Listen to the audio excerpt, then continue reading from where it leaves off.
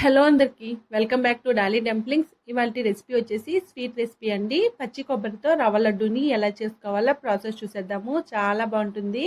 ఈ రవ్వ లడ్డు నోట్లో పెట్టుకోగానే వెన్నలా కరిగిపోతుంది. ఇప్పుడు ఈ రవ్వ లడ్డుని ఎలా చేసుకోవాలో ప్రాసెస్ చూసేద్దాము. దీనికోసం ముందుగా స్టవ్ ఆన్ చేసుకొని కడాయి పెట్టుకొని 2 టేబుల్ స్పూన్లు నెయ్యి వేసుకోవాలి.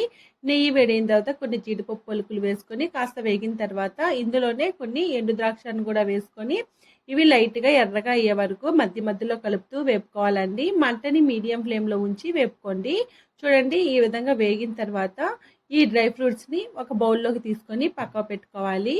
ఇప్పుడు ఇదే కడాయిలో 2 కప్పులు సూజీ రవ్వని వేసుకోవాలి. ఉప్మా రవ్వ అంటారు కదండి, దాన్ని వేసుకోవాలి. ఇది వెయిట్ వైజ్లో అయితే 1/2 కేజీ తీసుకున్నాను.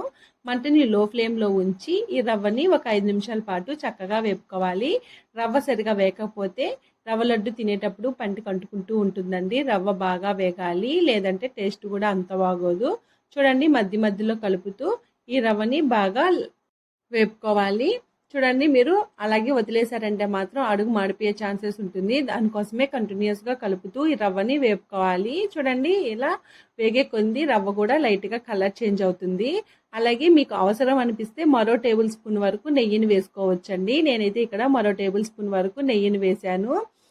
ఇలా బాగా ఈ రవ్వని వేపుకున్న తర్వాత ఈ రవ్వని వేరే ప్లేట్లోకి ట్రాన్స్ఫర్ చేసుకోవాలి. కడాయిని టిష్యూతో కానీ ఏదైనా కాటన్ క్లాత్తో కానీ నీట్గా క్లీన్ చేసుకోవాలండి. ఇప్పుడు ఇదే స్టవ్ మీద కడాయిని పెట్టి మరో 2 టేబుల్ స్పూన్ల వరకు నెయ్యిని వేసుకొని నెయ్యి వేడైన తర్వాత ఇందులో 1 కప్పు పచ్చి కొబ్బరి తురుముని వేసుకోవాలి. నేను ఇక్కడ కొబ్బరికి వెనక ఉన్న బ్రౌన్ పార్ట్ని తీసేసి వేసుకున్నానండి. మీరు అలా అయినా వేసుకోవచ్చు. ఇప్పుడు మంటని లో టు మీడియం ఫ్లేమ్లోకి అడ్జస్ట్ చేసుకుంటూ ఈ కొబ్బరిలో నుంచి పచ్చివాసన పోయి కొబ్బరి అంతా పొడి పొడిగా అయ్యే వరకు వేపుకోవాలండి. అలాగే మనం 2 కప్పులు ఉప్మా రవ్వను తీసుకున్నాం కదా, దానికి 1 కప్పు వరకు పచ్చి కొబ్బరి తురుముని తీసుకోవాలి. చూడండి, ఈ కొబ్బరిలో నుంచి పచ్చివాసన పోయి కొబ్బరి అంతా పొడి పొడిగా అయ్యే వరకు మధ్య మధ్యలో కలుపుతూ వేపుకోవాలండి. మంటని లో టు మీడియం ఫ్లేమ్లోకి అడ్జస్ట్ చేసుకుంటూ వేపుకోండి. చూడండి, కలర్ కూడా లైట్గా చేంజ్ అవుతుంది.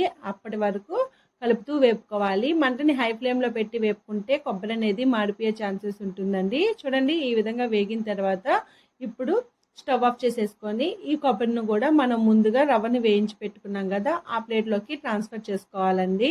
ఇప్పుడు ఈ కొబ్బరి రవ్వని రెండు ఒకసారి బాగా మిక్స్ చేసుకోవాలి. ఇలా కలుపుకున్న తర్వాత ఈ రవ్వ కొబ్బరిని పక్కకు పెట్టేసుకొని ఒక మిక్సీ జారుని తీసుకొని ఇందులో 2 కప్పుల వరకు షుగర్ని వేసుకోవాలి. నేనైతే ఇక్కడ 1.35 కప్పు వరకు షుగర్ని వేసుకున్నానండి. ఇందులోనే ఒక 10 యాలకులను వేసుకొని మూత పెట్టుకొని మెత్తని పౌడర్ లాగా మిక్సీ పట్టుకోవాలి. ఇలా మిక్సీ పట్టుకున్న ఈ షుగర్ పౌడర్ను కూడా మనం ముందుగా రవ్వని కలిపి ఉంచుకున్నాం కదా, ఆ ప్లేట్లోకి తీసుకొని నేను ఇక్కడ వీడియో క్లిప్లో చూపించే విధంగా రవ్వకి బాగా పట్టేలాగా ఈ షుగర్ పౌడర్ని బాగా మిక్స్ చేసుకోవాలి.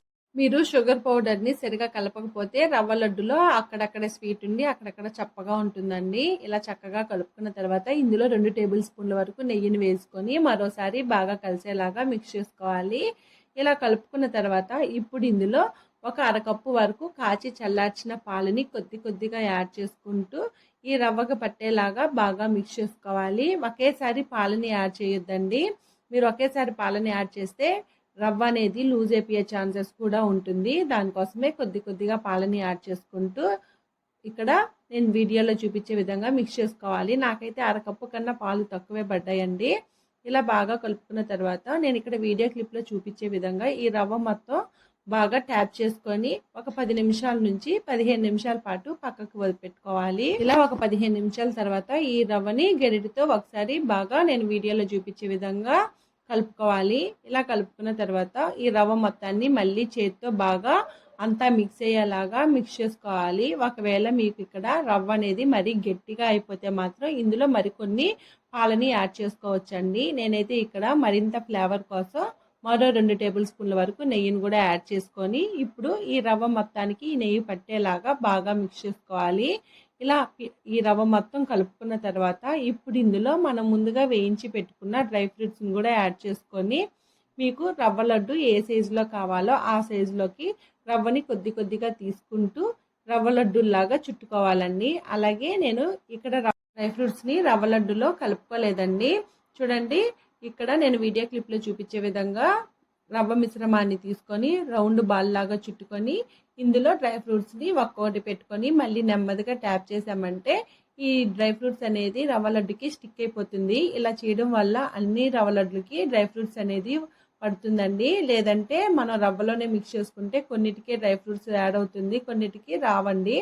ఇలా రవ్వ మొత్తాన్ని రవ్వ లడ్డూల్లాగా చుట్టుకొని ఒక ప్లేట్లోకి తీసేసుకోవడమే. అంతేనండి. మధ్యలో చేతికి రవ్వ అనేది అంటుకుంటూ ఉండలు కట్టడానికి సరిగా రావు. ఆ చేతికి అంటుకున్న రవ్వని స్పూన్తో తీసేసుకోవాలి. అలాగే మీకు రవ్వ మరీ ఎక్కువ అంటుకుంటుంటే 1 టేబుల్ స్పూన్ వరకు నెయ్యిని చేతికి ట్యాప్ చేసుకొని రవ్వ లడ్డూల్లాగా రవ్వను చుట్టేసుకోవడమే. చూసారు కదా, రవ్వ లడ్డూని పచ్చి కొబ్బరితో ఎలా చేసుకోవాలో ప్రాసెస్ ఏందో చాలా టేస్టీగా ఉంటుందండి. మీరు కూడా తప్పకుండా ట్రై చేసేయండి. అలాగే ఇవి పూర్తిగా చల్లారిన తర్వాత ఏదైనా ఎయిర్‌టైట్ డబ్బాలో స్టోర్ చేసుకుంటే 1 వీక్ వరకు ఫ్రెష్‌గా ఉంటాయి. చూసారు కదా, పచ్చి కొబ్బరితో రవ్వ లడ్డూని ఎలా చేసుకోవాలో ప్రాసెస్ ఏందో. ఈ వీడియో మీకు నచ్చితే లైక్ చేయండి, షేర్ చేయండి, కామెంట్ చేయండి. మరిన్ని రెసిపీస్ కోసం మన ఛానల్ని సబ్స్క్రైబ్ చేసుకొని